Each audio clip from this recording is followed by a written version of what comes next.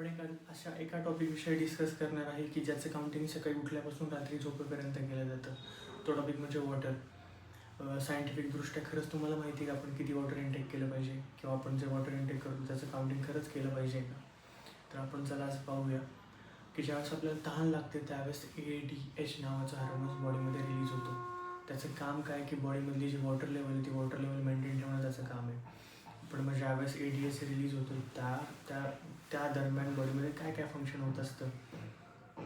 ADH release व्हायच्या वेळेस बॉडीमधले जे ब्लड आहे त्या ब्लडचं प्लाझ्मा लेवल कमी झालेलं असतं, वॉटर कमी झालेलं असतं, बॉडीची ज्या ब्लडची ऑस्मोलॅरिटी वाढलेली असते, लो ऑस्मोलॅरिटीमध्ये ब्लड गेलेलं असतं आणि मग ब्लड आहे ते घट्ट व्हायला चालू झालेलं असतं.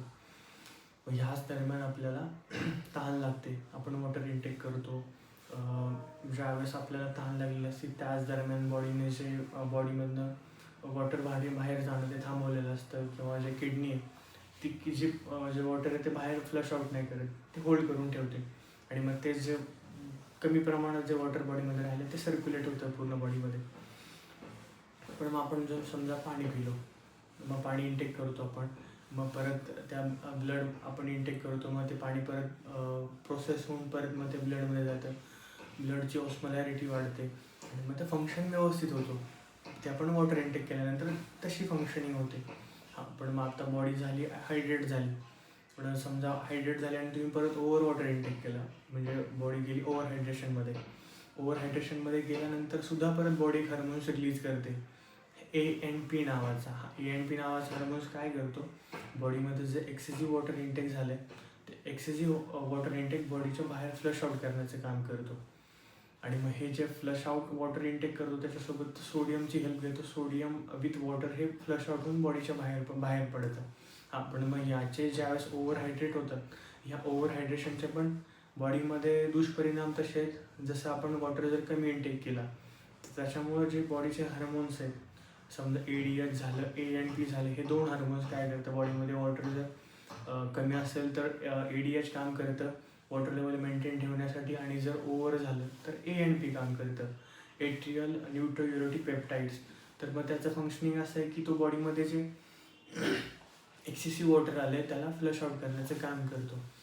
पण जर तुम्ही जसं वॉटर कमी इनटेक जरी केला तसे त्याचे दुष्परिणाम आहेत की हीट्सचा स्ट्रोक येणं, सेल्सचा परफॉर्मन्स कमी होणं, कारण का सेल्समध्ये जर बॉडीमध्ये 70% पाणी आहे, म्हणजे ज्यावेळेस तुम्ही वॉटर इनटेक कमी करता त्यावेळेस काय होतं, तर बॉडीमधलं जे सेल्स आहे, सेल्सच्या अवतीभोवती सगळं पाणी आहे, ब्लड लिक्विड फॉर्ममध्ये, सेल्स आतमध्ये जे फंक्शनिंग करतात तो पण लिक्विड फॉर्म एरिया असतो त्याच्यामध्ये फंक्शनिंग होतं.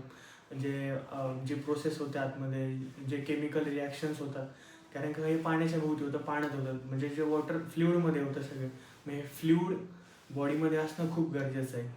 मग सेल्सचा परफॉर्मन्स वाढतो, सेल्सचा परफॉर्मन्स कमी होतो जर वॉटर लेवल कमी असेल तर. वॉटर लेवल मेंटेन असेल तर या सगळ्या फंक्शनिंग व्यवस्थित होतात. वॉटरसोबत ज्या केमिकल रिॲक्शन्स आहेत त्या केमिकल रिॲक्शन्स होतात, भरपूर असे हार्मोन्स आहेत की जे ब्लडमधून फ्लो होतात, आणि मग हार्मोन्स बॉडीला सिग्नल द्यायचं काम करतात. मग ह्या जर तुमची वॉटर लेवल मेंटेन असेल, ओव्हर हायड्रेट म्हणत नाही, मेंटेन जर मेंटेन असेल तर हे फंक्शनिंग चांगलं होतं. हे झालं की वॉटर लेवल जर कमी असेल तर आणि मग तुम्ही समजा जर बॉडीचे फंक्शन्स फॉलो नाही केले, किंवा बॉडी जे सिग्नल्स देते सिग्नल्स फॉलो जर नाही केले, तर मग त्यावेळेस एखाद्या व्यक्तीने कमी वेळात जर जास्त पाणी पिलं तर हायपोनिया सारखे सिम्पटम्स बॉडीमध्ये दिसून येतात.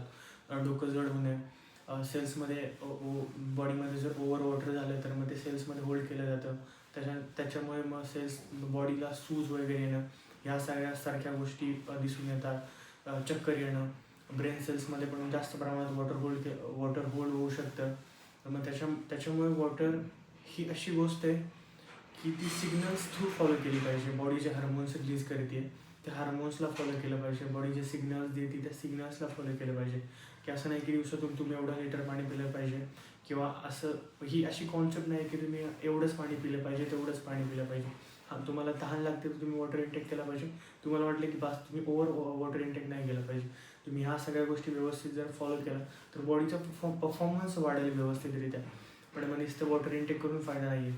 जे बॉडीचे सिग्नल्स आहेत ते व्यवस्थित फॉलो करा आणि मग बॉडीचे जे परफॉर्मन्स बघा. बॉडीची परफॉर्मन्स देते ते एकदम नेक्स्ट लेवलचा परफॉर्मन्स देईल. की असं नाही की कंटिन्यू तुम्ही पाणीच पित राहा. ह्या सगळ्या चुकीच्या गोष्टी आहेत की कंटिन्यू पाणी पिलं पाहिजे, दिवसातून एवढं पाणी पिलं पाहिजे. बॉडीची हायड्रेशन, डिहायड्रेशन 2 प्रोसेसला व्यवस्थित फॉलो करा.